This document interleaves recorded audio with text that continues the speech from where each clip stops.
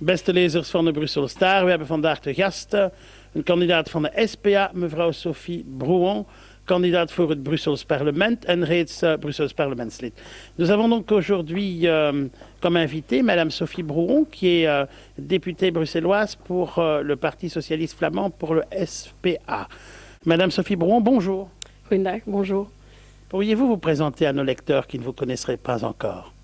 Voilà, Sophie Brouon, 42 ans, bruxelloise d'origine et francophone à la naissance, ce qui est un petit peu ma carte de visite puisque j'ai été élue il y a 5 ans dans le cadre des élections régionales pour le Parti socialiste néerlandophone. Je suis donc la première élue francophone au Parlement bruxellois qui siège à partir d'une liste néerlandophone.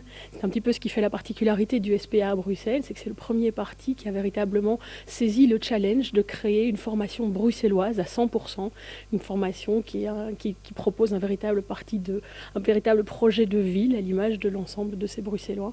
Et c'est un petit peu cette nouveauté, cette ouverture que j'incarne depuis 5 ans au Parlement, où je siège dans des matières aussi complexes que le budget et la finance, puisque je suis économiste de formation, et d'autres matières comme l'environnement, l'énergie, les affaires intérieures, dans lesquelles j'ai pu approfondir un certain nombre de dossiers depuis 5 ans.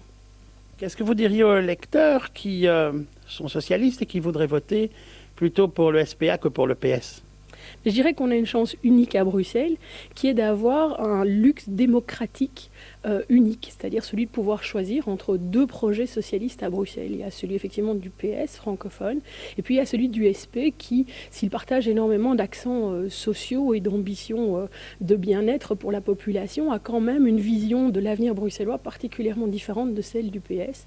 En effet, nous avons, au départ de ce projet de ville, véritablement développé une vision à l'image de ce qu'on voudrait comme ville-région et non plus comme une mosaïque composée de 19 communes qui existent aujourd'hui. On a véritablement un projet de rassembler tout ce qui est la vision de la ville au niveau régional pour avoir une politique de mobilité, une politique d'emploi, une politique sociale, une politique environnementale, une politique urbanistique et ainsi veiller à ce que la ville ait une harmonie et une solidarité beaucoup plus large que celle qui existe aujourd'hui entre les 19 communes. Ça fait l'objet, si je ne m'abuse, d'un livre récent de Pascal Smet, Connecting Brussels. Absolument. Connecting Brussels, c'est véritablement la simplification, le rassemblement de nos idées, c'est-à-dire de faire à partir de valeurs sociales et des valeurs socialistes un véritable projet pour l'ensemble de la région bruxelloise. C'est, je pense, le premier et encore le seul vrai parti qui a réussi à imposer dans sa structure nationale une véritable entité bruxelloise avec une identité bruxelloise qui est portée au niveau de la nation tout entière. C'est comme ça, évidemment, que Johan van de Lannotte a défendu depuis plusieurs années l'existence et le renforcement des compétences et des moyens de Bruxelles. C'est notre vision, c'est ce qui nous anime en tant que Bruxellois, mais aussi en tant que socialistes néerlandophones. Qu'est-ce que ça implique pour vous, l'identité bruxelloise? L'identité bruxelloise, pour moi et pour le projet auquel j'adhère, c'est d'avoir une identité qui dépasse véritablement toutes les frontières communautaires. Nous sommes bruxellois avant d'être autre chose. Et donc, c'est véritablement chercher ce qui nous rassemble dans le projet plutôt que de nous définir dans des politiques d'exclusion, dans des politiques de ségrégation, mais véritablement de développer une image de Bruxelles qui est cette multiculturalité, cette mosaïque, cet ensemble d'intérêts en fait qui nous permettra de faire grandir Bruxelles plutôt que de nous diviser comme c'est le cas actuellement. Donc je le rappelle à nos lecteurs, vous serez 5e sur la liste SPA pour la région bruxelloise. Comment peuvent-ils vous retrouver concrètement pour voter pour vous?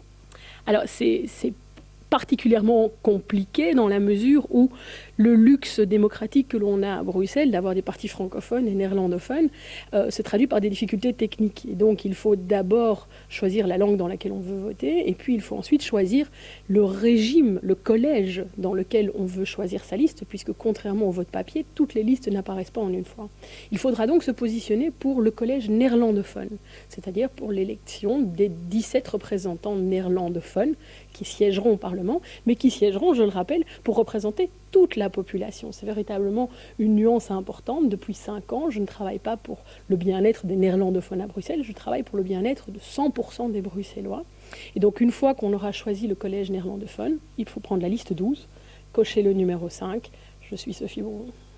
Dus met andere woorden, Nederlandstalig kiescollege, dan SPA lijst 12 en op de 5e positie Sophie Brouon voor het Brussels parlement. Inderdaad, als dat uw keuze is. Bedankt. Merci beaucoup.